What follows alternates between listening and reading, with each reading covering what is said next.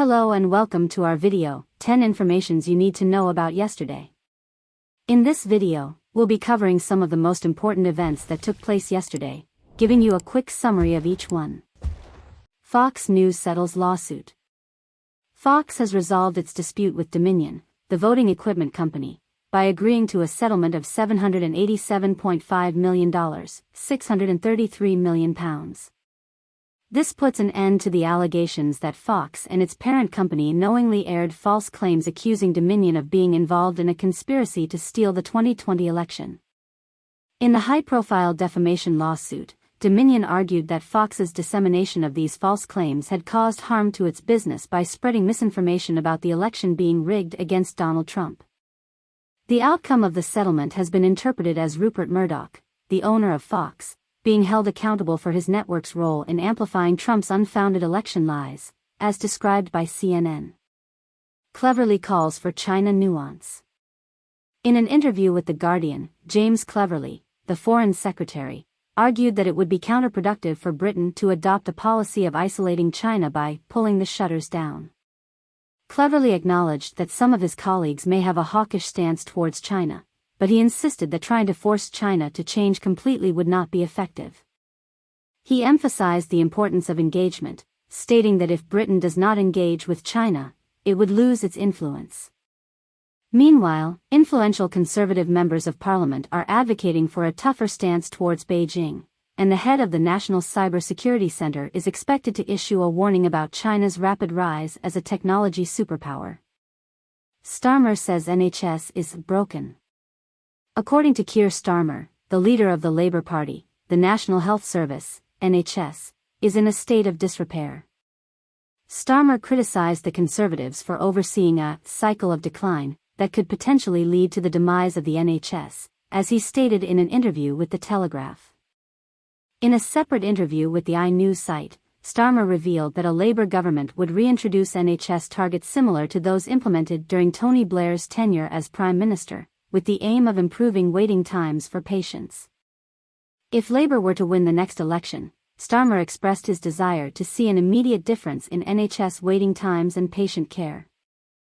U.S. warns Russia on nuclear tech. The U.S. Department of Energy has issued a warning to Russia's state-owned nuclear energy firm Rosatom, cautioning against tampering with sensitive nuclear technology at the Zaporizhzhia nuclear power plant located in Enerhodar, Ukraine. The warning was conveyed in a letter obtained by CNN, sent by the Energy Department's Office of Nonproliferation Policy to Rosatom's Director General. The letter specifically highlights that the nuclear power plant contains U.S.-origin nuclear technical data that is subject to export control by the U.S. government, and that it is considered unlawful for any Russian citizens or entities to handle or tamper with this U.S. technology. Soup diet can reverse diabetes.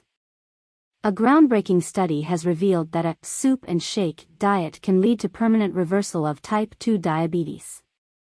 The latest findings from the Diabetes Remission clinical trial showed that patients who adhered to an 800-calorie-day diet for 3 months and subsequently maintained their weight loss, remained symptom-free even 5 years later and no longer required medication for diabetes. Professor Roy Taylor from Newcastle University, who headed the study, described the results as wildly important. However, he cautiously avoided using the term cure, stating that while the disease had not completely disappeared, the findings demonstrate a significant breakthrough in managing and potentially reversing type 2 diabetes. Sunak childcare allegations deepen. The Guardian has reported that the stake owned by Akshata Murthy, the wife of Rishi Sunak, in a childcare company called Koru Kids, has not been listed in 6 ministerial registers. Company's House records reveal that Murthy acquired 20,000 shares in Koru Kids in 2019, and the company is one of 6 childcare firms that could potentially benefit from last month's budget. Downing Street has stated that Murthy's shareholding had been transparently declared as a ministerial interest. However, the registers published since then do not make any mention of it, according to The Guardian's investigation. Sacked CBI boss destroyed. Tony Danker, the former head of the CBI, has acknowledged that his reputation has been severely damaged after being terminated from his position due to complaints about his behavior. He admitted that he had made some staff members feel uncomfortable and apologized for it. However, he maintained that his name had been wrongly linked to unrelated allegations, including rape, that were said to have taken place at the business group before his tenure. The CBI stated that Danker's dismissal was based on compelling legal reasons. Tory backlash against alert plan. Despite backlash from Conservative MPs, the government has urged the public not to deactivate the new emergency alert system on their mobile phones. On Sunday at 3 p.m., a test of the new electronic warning will produce a loud 10-second blast across Britain, aimed at notifying the public about major emergencies. However, Jacob Rees-Mogg, the former business secretary, has disabled the alert on his phone, stating that he does not want to be shouted at by the government, as reported by The Telegraph. A Whitehall source pointed out that Rees-Mogg was a Cabinet Office minister when the policy was approved. Activists may disrupt marathon. Over 200 environmental groups, including Extinction Rebellion, Greenpeace, and Friends of the Earth, have formed a coalition that has threatened to disrupt the London Marathon on Sunday.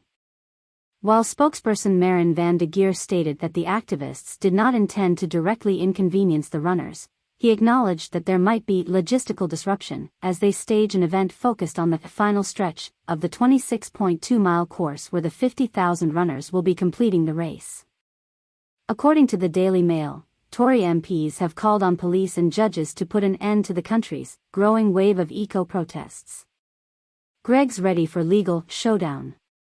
Greggs is preparing for a potential court showdown with Westminster Council after being prohibited from selling late-night snacks from its flagship store in Leicester Square.